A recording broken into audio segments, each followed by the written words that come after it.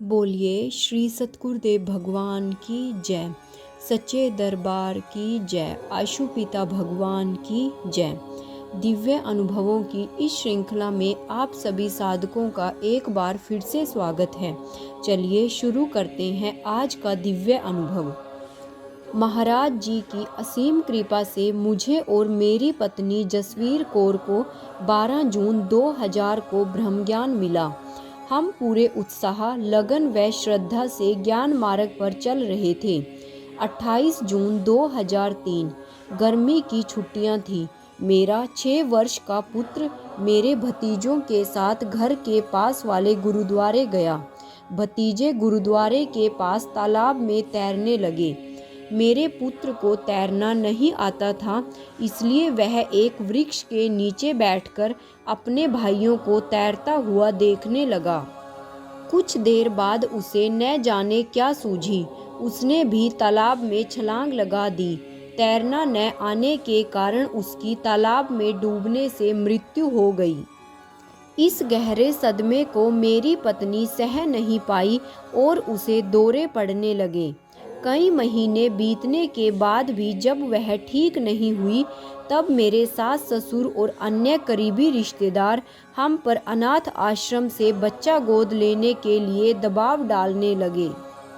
मुझे कुछ समझ नहीं आ रहा था कि क्या सही है और क्या गलत, इसलिए मैं महाराज जी के दर्शन करने नूरमहल चला गया।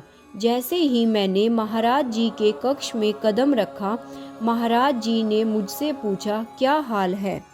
मैं बोला, महाराज जी आप तो सब जानते हैं, आप तो अंतर्यामी हैं। अगर आप फिर भी पूछ रहे हैं तो मैं आपको बता देता हूँ। जब से बेटे की मृत्यु हुई है, पत्नी सदमे से बाहर नहीं आ पाई है, इसलिए रिश्तेदार चाहते हैं कि हम अनाथालय से एक बच्चे को गोद ले लें। महाराज जी बोले, और तू क्या चाहता है? मैंने कहा, महाराज जी इस समय मैं उस दोराहे पर खड़ा हूँ जहाँ मुझे पता नहीं चल पा रहा कि मैं क्या करूँ। कोई भी निर्णय ले पाना मेरे बस की बात नहीं है। कृपया कर आप ही मुझे रास्ता दिखाइए। महाराज जी दोनों बाजुओं को ऊपर करते हुए, अभी कुछ नहीं करना, बस तुम दोनों धीरज रखो, सब कुछ ठीक हो जाएगा, आशीर्वाद। वापिस घर आकर मैंने सारी बात अपनी पत्नी को बताई। हम दोनों ने फैसला किया कि हमें न तो रिश्तेदारों के बारे में सोचना है, न ही उनकी चर्चा करनी है। हमें अपना ध्यान केवल महाराज जी पर एकाग्र करना है। हम महाराज जी को ही देखेंगे, उन्हीं की चर्चा करेंगे, उन्हीं का स्मरण और ध्यान करेंगे, उन्हीं की आज्ञा मानेंगे, और हमने ऐसा ही किया।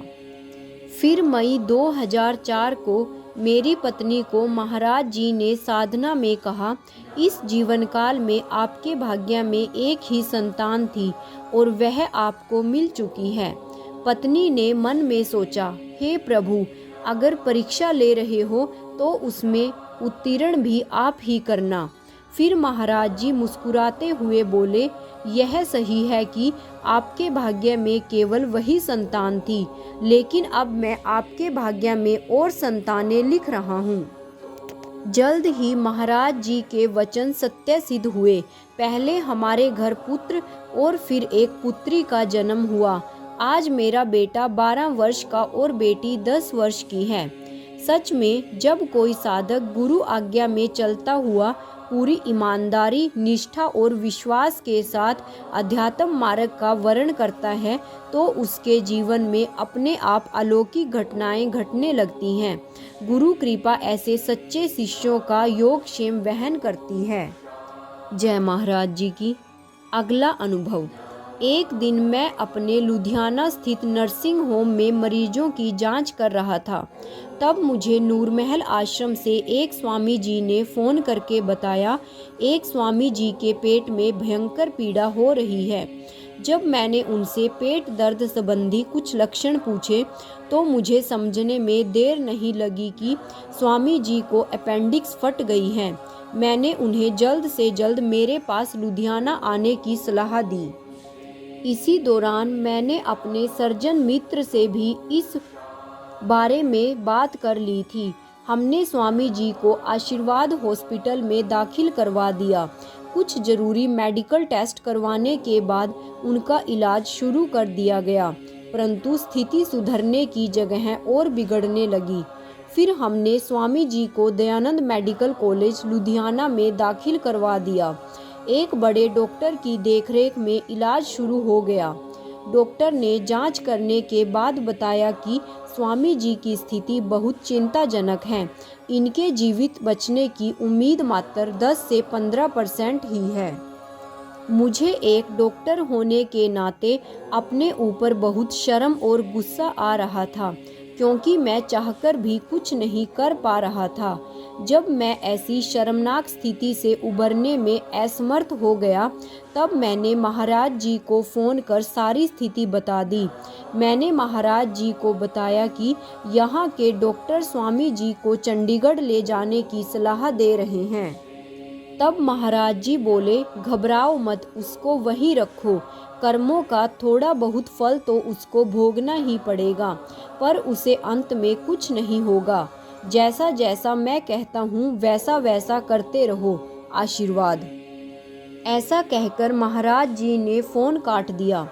हमने पूरी निष्ठा से महाराज जी की आज्ञाओं को सन्मुख रख उनका पालन किया। कालांतर में गुरुदेव के वचन सिद्ध हुए। महाराज जी ने अपने शिष्य को संस्कारों की आंधियों में से सुरक्षित बाहर निकाल उस पर आशीर्वाद की वर्षा की। महाराज जी ने वायुमंडल में करुणामयी तरंगे प्रसारित कर स्वामी जी को पूरी तरह से स्वस्थ कर दिया। आज वो स्वामी जी नूरमहल आश्रम में सद्गुरु श्री आशुतोष महाराज जी की सेवा में श्रद्धापूर्वक संलग्न है। जय महाराज जी की। भाइयों और बहनों, ऐसे ही दिव्य अति दिव्य अनुभवों का रोज आनंद लेने के लिए मेरे चैनल DJJS परिवार को सब्सक्राइब और वीडियो को लाइक और शेयर करना मत भूलिएगा। साथ में ही नोटिफिकेशन बेल को भी ऑन कर लीजिएगा, ताकि आगे आने वाली सभी वीडियोस की जानकारी आप तक समय रहते पहुंच सके। और कमेंट बॉक्स में ओम श्री आशुतोषाय नमः लिखना मत भूलिएगा। जय महाराज जी की। जय आशु पिता भगवान की। ओम श्री आशुतोषाय नमः।